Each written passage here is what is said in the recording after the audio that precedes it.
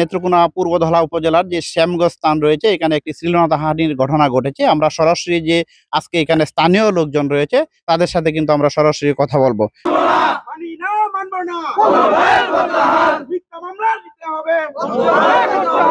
পল্লবের অভিযোগ, পল্লব চতুর্থ থেকে আমরা হাতে স্যান হয়েছে। পল্লব এই ধরনের ছেলে চরিত্র এ নয়, কোনো নারীর মধ্যে কোনো ঘটনা শুনি নাই পর্যন্ত। পল্লব ভালো ছেলে, একজনের দুর্ঘটনা ঘটে চাপায় পড়ে, কিন্তু অন্যায় করতে আমরা কোনো কিছু শুনি নাই। শুনতেই পাচ্ছিলেন যে আমরা পল্লবের বিষয়ে কথা বলছিলাম। আমরা যদি আরেকজন ভাই রয়েছে যিনি ঘটনার দিন উনি ছিল, আসলে ওনার কাছ থেকে আমরা বিস্তারিত শুনবো। আসলে আমরা শুনতেই পাচ্ছিলাম এখানে এসে আপনি যে ওই দিন রাতে যে শ্লীলতাহানির একটি ঘটনা ঘটেছে সে বিষয়ে আপনি ছিলেন পল্লব ভাইয়ের সাথে, সেই বিষয়ে বলবেন বিস্তারিত ঘটনাটা। এখানে আসলে শ্লীলতাহানি কোনো কিছু ঘটে নাই। আমরা পার্টি অফিসে সংস্কার কাজ শেষে পল্লব ভাই আমাদের খানা পেনার জন্য বাজারে নিয়ে যাই। তোমরা জারের মোড়ের কাছে আনুমানিক একটার দিকে শুনি যে একটা লোক চিল্লাপাল্লা করতেছে। সে মূলত অ্যাম্বুলেন্সের ড্রাইভার ছিল আর কি। তার কাছে কারণ জানতে চাইলে সে উল্টা আমাদের সাথে আরো ঝামেলা জড়িত হয় আর কি। সে সুষ্ঠু তথ্য আমাদের না দেয়া সে আমাদের দোষারোপ করতে শুরু করতো। আমরা এটা কোনো অবগতই ছিলাম না আর কি। আমরা মূলত জানার জন্য গেছিলাম কি হয়েছে এই জায়গায়। পল্লবের যে বিষয়টা একটি মামলা হয়েছে এবং তাকে দল থেকে বহিষ্কার করা হয়েছে, সেই বিষয়ে আপনি একটু বলবেন যে কি মূলত বিষয়টা। বিষয়টা হচ্ছে যে আসলে সবটাই ভিত্তিহীন। আমরা দীর্ঘদিন যাবৎ পল্লবকে চিনে আসছি। পল্লবের নেতৃত্বে ৪ই আগস্ট নেত্রকোনা জেলায় সর্বোচ্চ যে আন্দোলনটা হয়েছে পল্লবের নেতৃত্বে হয়েছে।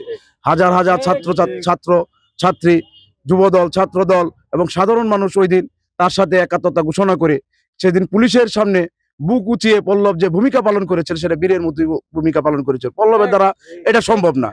তবে আনুমানিক আমি শুনতে পেয়েছি ওই দিন পল্লবের সংস্কার কাজ শেষ করে সে ওই কুমুদগঞ্জ মোড়ে যায় খাবারের জন্য, ছেলেদেরকে নিয়ে খাবারের জন্য। তখন দেখতে পায় একটি অ্যাম্বুলেন্স ওইখানে দাঁড় করানো, একটি লোক চিল্লাবিল্লা করতেছে। ওইখানে অনেক লোক ছিল, এটা আমার শোনা আর কি। তখন তাকে দেখে কিছু লোক ওইখান থেকে সরে যায়। তখন পল্লব ওইখানে গিয়ে জিজ্ঞাসা করে যে কি ঘটনা হয়েছে। তখন পল্লবের সাথে এক পর্যায়ে ওই অ্যাম্বুলেন্স ড্রাইভারের তর্কাতর্কি হয়। তর্কাতর্কির এক পর্যায়ে পল্লব খুব শক্ত গাড়ি সরাইয়া দেয়। ওই গাড়ি সরাইয়া দেওয়ার পরে রাস্তায় যে জাম হয়েছিল জাম সরাইয়া দেয়।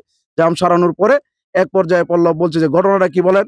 সে বলছে যে আপনারা এলাকার লোক লস্কর আমার কি একটা আত্মীয় নাকি তাকে নাকি দূর করে দূরে নিয়ে গেছে আর কি তার এই অবৈধ জিনিসপত্র বোধহয় না কি জিনিস একটা জিনিস আছে বিপ কেস ছিল, ওই বিপ কেসের জিনিসগুলো নিয়ে গেছে। এক পর্যায়ে পল্লব ওইখান থেকে এই কিছু লোকের মাধ্যমে শুনতে পায় পাশে এক মন্দির আছে, ওইখানে একটা মেয়ে বা কারা যেন কথা বলতেছে বা এরকম একটা শাউটিং হচ্ছে। তো পল্লব ওইখানে লোক পাঠানোর মাধ্যমে দেখে যে একটা মেয়েকে ওরা তারই ছোট ভাই এবং বন্ধু ওকে নিয়ে আসে। নিয়ে আসার পর্যায়ে তাকে বলছে ঠিক আছে আপনি তাকে ওই তদন্ত কেন্দ্রে নিয়ে যায়। তদন্ত কেন্দ্রে ওইখানে ওসি এবং তদন্ত অফিসারের মাধ্যমে একটা ওইখানে বসে তাকে জিজ্ঞাসা করা হয় যে আপনার সাথে কি হয়েছে ঘটনা। তো এক পর্যায়ে বলছে যে না, যে এই তেমন কিছু বলে নাই, মেয়েকে পাঠাইয়া দেওয়া হয় এরকম জানি নাই। পল্লব আবার বাড়িতে চলে আসে। কিছুক্ষণ পর পল্লব শুনতে পায় তাকে ফোন করে আবার নেওয়া হয় এখানে ওসি এবং তার নামে অভিযোগ আছে বললেই নেওয়া হয়। পল্লব তখন ওই অভিযোগ কেন্দ্রে যায়, গিয়ে দেখে এই ওসি সাহেব এবং এই তদন্ত কেন্দ্রের যে আইসি সাহেব তারা ওইখানে বৈশা জিজ্ঞাসা করলো যে তুমি কি তাকে চিনো। তখন সেই মেয়ে বলছে না চিনি না, উনি তো আমাকে ওইখানে পাঠায় দিছে। তাহলে পল্লব বলতেছে যে পরে পল্লব বলতেছে মূলত হইলো যে এই যে ওইখানে যে এই অ্যাম্বুলেন্সের যে ড্রাইভার সেই পল্লবকে ফাঁসানোর জন্য পল্লব যে তাকে বকা দিছে এবং গাড়ি সরানোর কথা বলছে, এই কারণেই পল্লবের দিকে রাগান্বিত হয়ে এই ধরনের একটা মিথ্যা প্রবচনা চালানোর চেষ্টা করছে। আসামিদের যে বক্তব্য যে এখানে আমরা চেকপোস্ট বসে এটা কি পাবলিকের কাজ নাকি যে চেকপোস্ট বসে অন্য মানুষদেরকে হয়রানি করা, একটা মেয়েকে টেনে হিচড়ে নিয়ে যাওয়া, এরপরে ঘন্টা ব্যাপী রাইখা পুলিশের সামনে।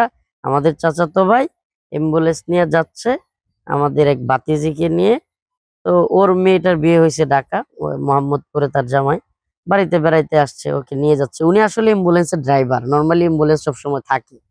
তো সেই সুবাদে অ্যাম্বুলেন্সে করেই আর কি, রুগী না কিন্তু সাধারণ মানুষ, যেহেতু অ্যাম্বুলেন্স ওনার পেশা, তো উনি নিয়ে যাচ্ছে। তো এর মধ্যে তারা রাস্তায় আটকায়া এই আমার যে চাচাতো ভাই ড্রাইভার তাকে মারছে, মেয়েটাকে টানা হিচড়া করছে। এরপরে ঘন্টা ব্যাপী মেয়েটাকে ভিন্ন জায়গায় নিয়ে রাখছে। মেয়েটাকে আপনার কানে একটা থাপ্পড় দিছে, আমার চাচাতো ভাই তাকে মারছে। পরে আমাদের বাড়ি থেকে আমাদের আশপাশের অনেকেই যখন গেছে যে শ্যামগঞ্জ ফাঁড়ি থানায় মেয়েটাকে আটক করছে। তখন কিসের জন্য আটক করলো, কি হয়েছে, তখন ওখানে ওসি সাহেবের সামনে এই যে পল্লব ছাত্র দলের আহ্বায়ক এবং আরো কিছু পোলাপান, বিশেষ করে পল্লব, যে ওসি সাহেবের সামনে ঘুষি মেরে একজন মানুষকে এইভাবে ফুলায় ফেলা। আমার কথা হলো যে ঠিক আছে, যদি ধরেও নেই সচেতনতার জন্য তারা দাঁড়াইছে বা হেল্প করতেছে, তাহলে পুলিশের সামনে মানুষগুলোকে মারবে যখন বুঝতে পারছে যে না, এই মানুষগুলো অপরাধী না, বা তাদের কাছে কিছু পাওয়া যায়নি, সাধারণ মানুষ একটা মেয়েকে হেনস্থা করবে। এটা তো মানে আইএমএ জাহিলিয়তকে হার মানা, এটা ভদ্র সমাজে এটা মেনে নেওয়া যায় না। মামলা চলমান, 5 জনকে ধরছে। বাকি আমরা খুবই নমনীয় ভাই, উদার মানুষ। যদি এখনো যদি তারা মনে করে যে না হুজুর, আমরা আসলে এটা এইভাবে আটক করা বা তাদেরকে এইভাবে করা ঠিক করি নাই, আমরা এটা সবকিছু শেষ করে দিতে আমাদের কোনো আপত্তি থাকবে না, কারণ আমরা মানুষকে ক্ষমা করতে জানি।